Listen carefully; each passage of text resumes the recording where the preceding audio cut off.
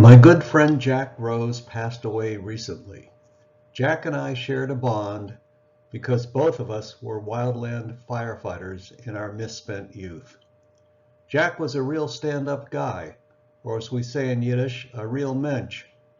This video recalls the work that Jack did to honor appropriately his friend and fellow smokejumper, David Navon, who was one of the 13 who died in the Mann Gulch Fire.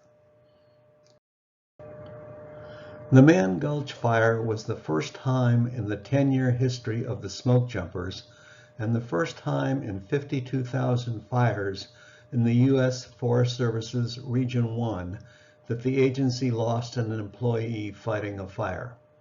On that day of August 5, 1949, it lost 13 men, 12 jumpers and a ground firefighter, to a fire that looked like a routine 60-acre blaze just off the Missouri River.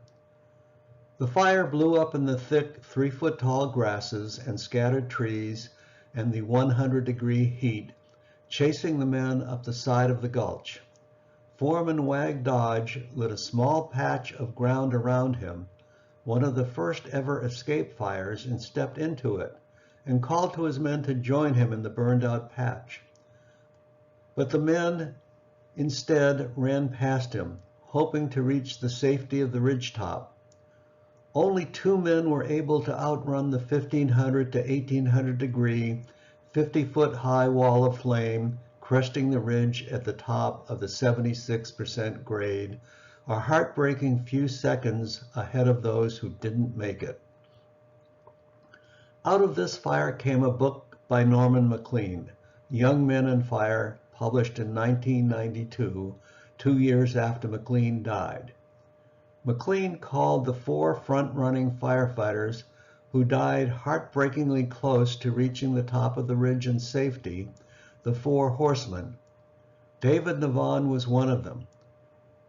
By the time Maclean's book was published, the original crosses marking the location where the bodies of each of the 13 had badly decayed. Through donations, the original 13 crosses were replaced with new, sturdier ones in May of 1997.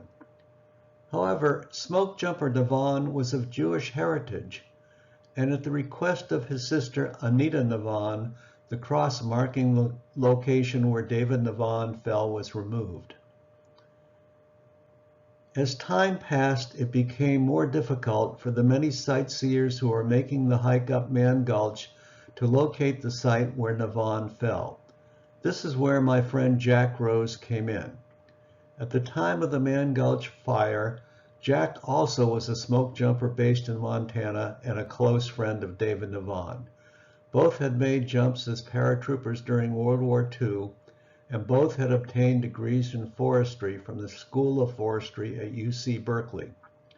Jack went on to a lengthy career as a forester with the U.S. Forest Service, and after retiring from the Forest Service, he earned a law degree and became a successful lawyer here in Southern California. The following is an excerpt from a story by Ginny Merriam in the Montana Missoulian. In August of 1999, Jack Rose came to Montana for the 50th anniversary of the Mann Gulch Fire. Rose, who now was a retired California attorney, worked as a smoke jumper that summer with Navon. Rose, together with contemporaries George Harpole and Star Jenkins, also a close friend of Navon's, consulted after the Mann Gulch commemoration. Without the White Cross, they decided, Navon's spot was too hard to see. Rose wrote a letter to Forest Service officials that started the project rolling. The Forest Service threw in money along with Anita Navon, who supported it, Rose, and the members of the National Smoke Jumpers Association. They commissioned Ted Stetler of Western Montana Monument Services to make the monument.